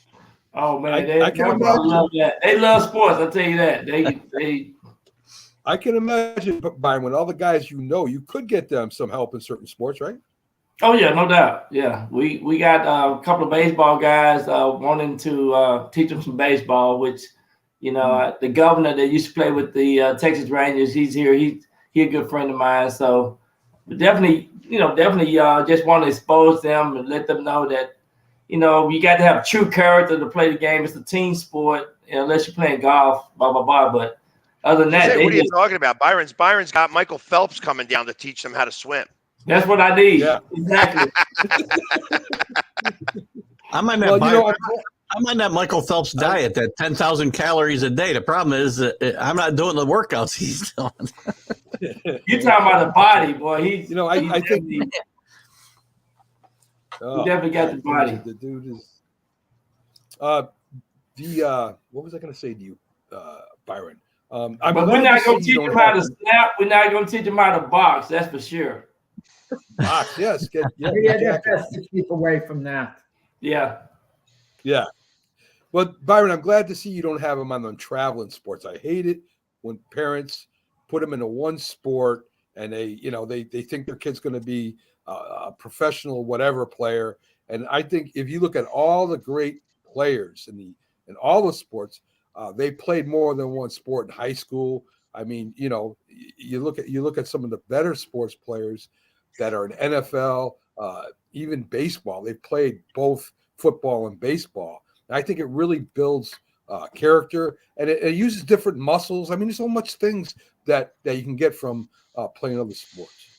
Yeah, exactly. And, you know, I've been doing my football camps almost 30 years, and just to hear some of those guys that played, that came to the football camp saying that they learned so much agilities, muscle movements, and things like that, fast muscle twitch stuff, learn how to run track as well. You know, so it's a carryover if you can go to good camps and things like that, because of the different muscle groups that you have to focus on and improve the skill set. Well, wasn't that? I mean, it was a big joke before, but isn't that why players back in the day would take ballet? Yes. Because it would actually use different muscles Yep. that they weren't used to using, and because of using those muscles, it would strengthen the muscles that they were using, and it kind of protected them from getting injured. Now I think the workouts that they have now are so weight based and Yep. stretch based that's why more injuries are occurring rather than doing like these yoga type of situations. Yeah, exactly. And I just think a lot of time during the game, they don't keep the muscles warm enough. That's why you pull muscles, and that's why your range of motion and things like that is limited, because you're not doing the right type of exercise to keep the muscles loose. And you see a lot of pulls now, a lot of hamstring pulls and things like that. Yeah, Lynn Swan. I mean, the dude was ballet. Hair, and that came from ballet. I mean, he was, Yep. So that's one of many. Jim Jeffcoat, Jeffcoat, high school team up here. Jim Jeffcoat got some longer clubs. He was bent all over like this trying to hit his club, right? So now he got some longer clubs, so maybe he can hit the ball a little bit better. I can't go. Listen, ballet is a wonderful thing. Don't get me wrong. I'm not putting ballet down at all. So if you like ballet, I'm all for it. But could you imagine a guy like Jim Jeffcoat doing ballet to help him? I'm trying to picture him in a tutu, and I can't help but laugh. I'm never getting it out of my head now. Hey, I definitely got to tell him about that tutu. Oh, That's funny. That cracks me up. But yeah, making fun of Jim when he's not on. That's how you roll, Byron. No. Jim was a wonderful player, but to try to improve his game by having him take ballet, that's going to help him rush the passer better. I mean, maybe it'll help him backpedal a little bit on pass coverage. That's about it. I mean, but I remember the commercial with Bruce Smith, and he was doing like some ballet or some type of dance thing. There was a commercial that went around with that. Yeah. So I mean, and that was making a joke of it. But the truth of the matter is that he did that type of stuff because he did that type of stretching, and it's like I said, it was a yoga-esque type situation where they didn't really have back then, or they did, but it wasn't really like a sport or a way of being training that it is now. So you did ballet or you did those types of dance situations. That was why Emmitt Smith was so good. That's why he was so good at Dancing with the Stars, because he had that type of training. So it's not ridiculous to think that Jim did similar types of situations, maybe not ballet. I tell you, it's hysterical thinking him in a pink tutu, but it's I can't imagine that there was certain types of training that was against the norm back in the day that helped stretch those muscles and get you a little bit more limber and more agile than what they do now. Yeah, and I think Walter Payton was one of those guys too that did ballet. Yeah, he did some dancing. I know that. Yeah, a lot of the defensive ends and the wide receivers, defensive backs, they take a lot of martial art training with their hands, so they can knock the hands away and get some kind of advantage, whether they're on a defensive end or at defensive backs. I know Jim Jeffcoat used to train with Herschel Walker to do this. So, I mean, and Herschel Walker was MMA. He was dangerous. So, I mean, he worked out like crazy. And I know Jim talked about that. We had Herschel on the show last year, and they was talking about that how hard they used to work out and things they used to do. Yeah, he still looks like a beast. Herschel Walker looks like he could still step on a field right now. He does, yeah. Oh yeah. So maybe Jimmy Johnson can trade for 12 draft picks again. Yeah, Jimmy Johnson made a good trade. The best trade ever in football. Absolutely. Yeah. So in the NBA, guys, in the East, we got Boston in first at 17-4, followed by the Bucks, Cleveland, Indianapolis, Philly, Toronto, Washington, Atlanta, the Nets, and the Knicks holding in at the 10th spot. Let's go to Pags first with his Philadelphia 76ers. And B's been playing really well. I think they gave him a rest one of the games earlier. I haven't heard much about the other two players. I'm trying to remember their names. If you can Maxey and Harden. Download. Yeah, I haven't heard a lot about them except I just saw something on Harden, so he's still in the news. What do you think? Do you think Philly's going to be the 76ers are going to be there in the end, Pags? Well, they're going to be in the mix. Are they going to be there at the end? Like, are they going to go for a championship? I don't know that answer. Right now, this is the equivalent of the dog days of summer. They're in the middle of a season here. It's like the first quarter. It's like, let's get through this portion of the season, get up to the All-Star break, and then we'll start playing. Ultimately, I kind of believe that, like they had a game against Cleveland where Doc Rivers said out loud that this was a scheduled loss. And I felt that when I heard that, I was like, there's so many other ways that you could have said that. Like, hey, listen, we just played six games in 9 days. They didn't have their legs. It's, to say that it's a scheduled loss. So when they have 14 games out of their last 20 on the road, and they have it like in the last 3 weeks of the season, I think game 70 or 71, they're going to have like 6 road games in a row in like 9 days. Are you going to tell me that 6th day when you're fighting for a spot, you're going to say is a scheduled loss because you have, you see the same type of situation occurring? I think that was just poor wording. And I think it just goes along with the fact that, again, Doc is not a Philly guy. He doesn't get it. And I feel that that's part of the issue on why some of these teams aren't doing what they're supposed to doing. There's the Philly way and the Philly mentality.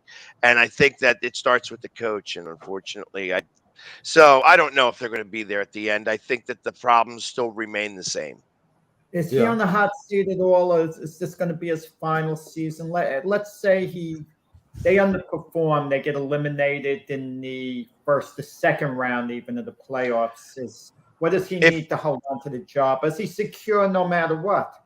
I think he's got to make it at least to the 3rd round. I think if he's out in the 2nd round again, that'll be the 4th year in a row that he's out in the 2nd round. And I think that signifies change. You have to have change at that point. Jack, your favorite team, the Brooklyn Nets. Jack was a big fan of the Brooklyn Nets. At the beginning of the year, I think he was. But anyway, Durant's playing really well. Brooklyn is in 9th position. Even Kyrie Irving's had some good games. You think by the end of the season, the drama takes over again, and the Nets? I do think with Kyrie Irving, I think it takes over one way or the other. I mean, I don't think he's a hateful person, Kyrie Irving, but something will happen. I have no clue what it is. Ben Simmons actually got off to a promising start, a slow start with the Nets, but then he started kind of showing signs that he could put it together. But you want to know something? Even if there's no drama, and Kyrie Irving performs at the top of his game and Ben Simmons improves, they're not that good of a team. Are they really a championship contender regardless? Maybe good enough to make the playoffs, maybe good enough to win a round, but are they truly an elite team? Remember last year, they got swept by Boston. Durant and Irving played really hard. They gave it all they had, and I just don't think the Nets are very good. They're going to have to address things in the future. The only thing that could make the Nets conceivably a championship contender, if Ben Simmons doesn't just play well going forward, all of a sudden he becomes a monster, starts scoring, and we wonder who's this guy. Very unlikely to happen. I'm not holding my breath on that to happen, and I don't think anyone else is. The bench isn't that good. I don't want to hear about Joe Harris being a sharpshooter. Give me a break. And the chemistry is off. I think they're going to need a reset. But then again, the thing that makes the Brooklyn Nets a special team is Durant and Irving. It makes them a headline team. It makes the franchise more valuable. That's why I don't think the Nets are going to want to move on from both guys. They're not going to want to be considered like OKC, who's rebuilding, but who's kind of irrelevant. Yeah, I think the coach. I think the coach too much gum. He don't have chewing too much. Man, they need some more role players, and they need more role players. Agreed. You know, sometimes you can't depend on two players. You got to have a center. You got to have a couple of things that I see that's missing in the NBA. And you know, I think these guys, you know, they don't play team ball like they used to. So it's all about them making money, wearing sneakers and stuff like that. It's a showcase thing versus competition. And you know, the fans are getting cheated on some of these games. So that's my opinion about it, basketball. Yeah. I mean, athletes have changed so much where it's more money than winning. It's kind of sad, especially for the fans. Keith, the New York Knicks, we talked about them last year. They had a surprising year last year, finishing fourth and making the playoffs. They're sitting right now. Again, it's early as Pags pointed out, but we you know, we like to jump ahead and think about what's possibly. Toppin played a real good game the last game he was in. He was scoring from the outside, inside. You know, I mean, he looks like he's going to be a star going forward. The mix this year, more defensive than offensive again, which is Knicks basketball. And they've been bad defensively. Yeah. Yes. Bad defensively. So Keith, I misunderstood Max. Yeah, they've been scored out a lot, that's for sure. I thought when Max said Toppin scoring from the inside and outside, I thought they meant when he was playing. Mac meant when he was playing defense. I misunderstood. Yeah, he may not be the best defender in the world, but a lot of people have won games not being the best defender in the world. Defenseman. They're defensively challenged right now. They're very up and down. Yeah. They can't get consistent. Barrett has not shot the ball well so far this year. I mean, it's early, but he hasn't been good from 3-point. He has been good from the field in general. Quickly's been up and down, and maybe the trade rumors are affecting him. Randall's played better. Brunson's been a good pickup, but there's still a player short here, you know. And always. I know Thibodeau eventually will be the guy who takes the fall here, but when he takes the fall, Leon Rose has to go with him because Leon Rose has put together just a bad fit of players here, and can't make a trade. Can't make a big trade. It's got to really infuriate Knicks fans like me to watch Donovan Mitchell doing really well and the Cavaliers doing very well with him, and he can't make that kind of trade. He has not shown he can do that kind of move.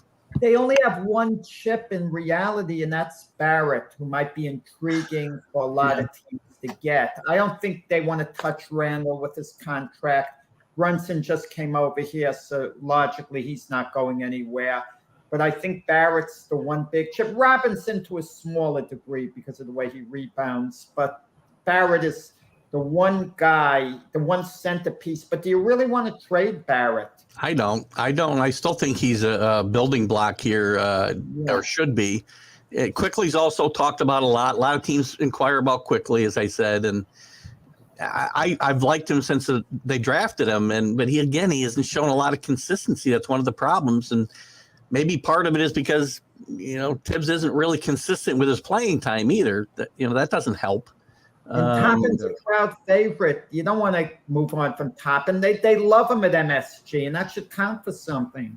Yeah, he's playing more. I'd like to see Grimes play more. He's starting to get his game together a little bit. He's shooting a little better from 3-point land. But, again, this team's very, very up and down. And they're probably going to end up in the play-in round. My guess would be, and hopefully they can win a series. And they got to go out and just find at least one more player, and they got to find a way to improve this defense. It's just atrocious.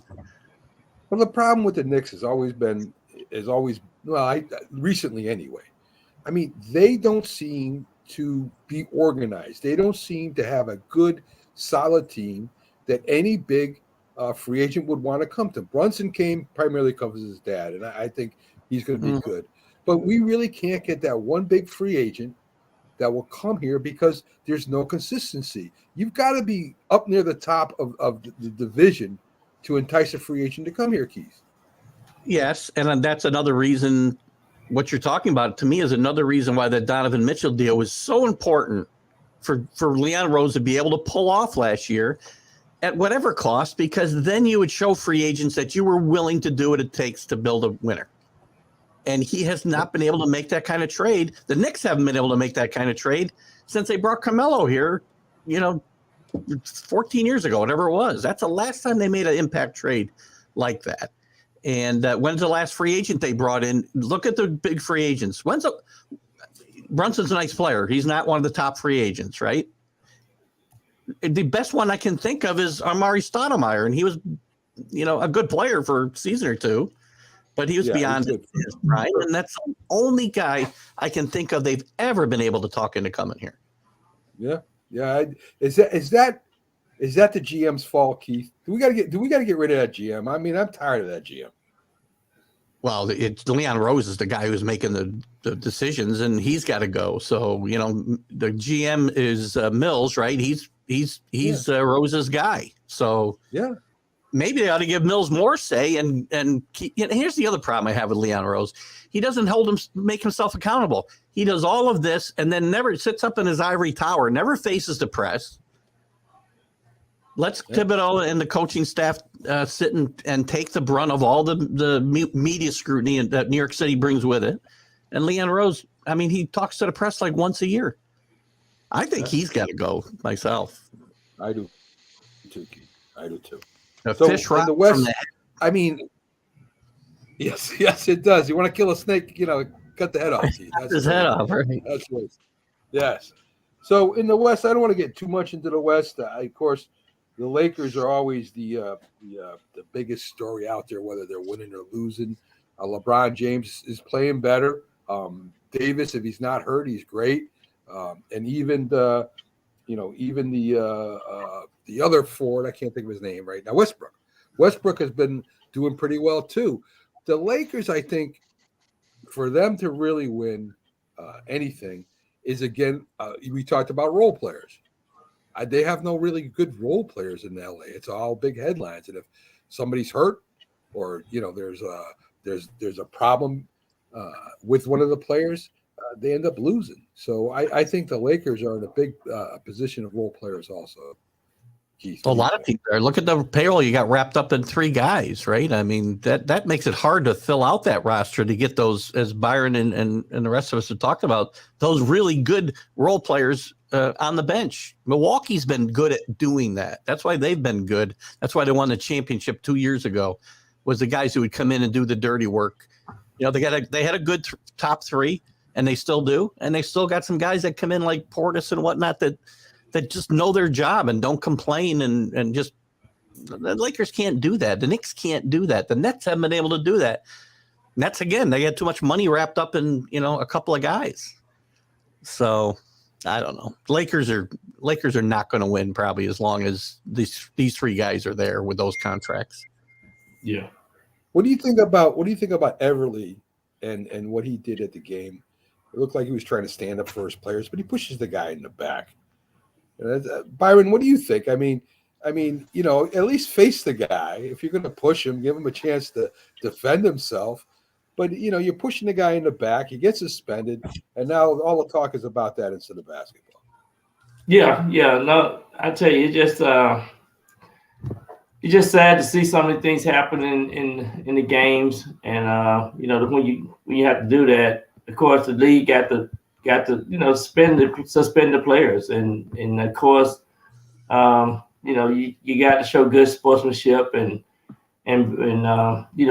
at the end of the day, people are buying tickets to come and watch and being entertained. And sometimes I think we lose sight of that. Some of these athletes are losing sight of that. So I think they got to bring some integrity back to the games. And we don't deserve to watch some of this stuff. And it's just sad to see it, but I guess this is the modern day view that we have to watch and see. But yeah, it's not good. It's not a good process for the NBA. Because you still, at the end of the day, you want to sell a good product. Pags, what do you think? You're at the games. You're at the 76ers games. There's no wall there between the fans and the court. You're right there. So you're down on your front seat. You got your family there. And all of a sudden this nonsense starts happening. It spills into the crowd. I mean, you're not going to want to bring your kids there anymore. You may get in trouble. You may get in a fight with one of the players for going to, run into your kids or hitting your kids by accident. I mean, what would you do in that situation? So I'm a unique person to ask here because I like doing the banter with the players. But I keep it above board. These guys are human beings, and I respect them as human beings. The fact that they make a lot of money playing a game is irrelevant. I feel that most fans don't know how to banter with these players. I think the players enjoy it. But I think that, again, when you lose the respect of who they are as humans, that's where things start to go awry, and nobody wants to be disrespected.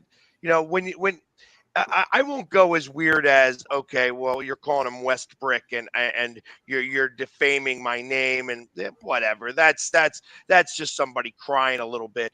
But I think that when you start, like the one time where they had that couple ejected, with LeBron had that couple ejected from the game because the woman was yelling that she wanted his kid to catch cancer. Like, I mean, are you kidding me? Like, listen, first off, you never bring family into it, and it should always remain on the court. And I think that becomes more of an issue when you have fans that just don't know how to conduct themselves, and they want to get into the player's head, but don't know how to do it in a respectful way. So they do it in a disrespectful way, and they wind up getting ejected. So I think that there are good parts and bad parts about this. I mean, I've been a fan of John Collins from the Hawks because he was able to interact with me. And we have now, when I see him, I call him out, and he remembers me. I remember him. And it's funny now. But I also am never going below the belt. And I think that's part of the problem. But when you start going below the belt, they have the right to be able to have you ejected rather than try to start a fight or whatever. Pags, back to the original question though. You're sitting courtside. Beverly, a guy like Beverly, pushes this guy down. There's a fight. Your kids are in the front row, and the fight spills into the front row, and your kid gets hit. What are you going to do about that?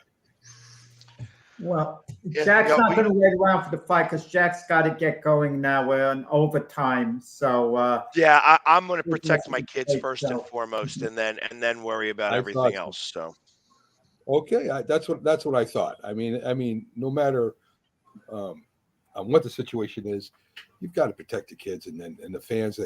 I don't know why they don't put walls or some kind of screen, something in front of the fans so this stuff doesn't happen. Yeah, you can't do it that way because they're spending way too much money on those seats. Right. Yeah. So when you're spending $2,500, $3,000, $5,000, you are paying to be up close and personal to those players. Now, again, you better conduct yourself. You know what I mean? I love to sit in one of those seats because I would interact with the players because my goal is to throw them off just a little bit. Yeah. But I also have the respect for them as the player. So I'm never going to do something that's going to be bad in that regard. You think about it. Regular season games in basketball, they cost more than any other sport. Mm-hmm. Right? You're talking $5,000 at Madison Square Garden to watch a basketball game, guaranteed front row. But compared to football and baseball and the other big sports, hockey, I mean, that's a lot of money, Byron, isn't it? It is. I mean, yeah. I mean, you really just have to love the sports to play that kind of money. But I'd rather go outside and watch a football game anytime. Thank you. I'd rather watch the kids play. To tell you the truth, I want to see high school football and stuff. That's the basics. That's fun. Brings back the memories. All right, folks. Thanks for sticking around for the whole show. The ones that did, thanks for the likes. And we had a little mess up in the beginning, but we straightened it out. My producer was all over it, and that's why she's here. So, guys, you have a great day, great weekend, and we'll see you tomorrow on the Mac and Jack Debate Show.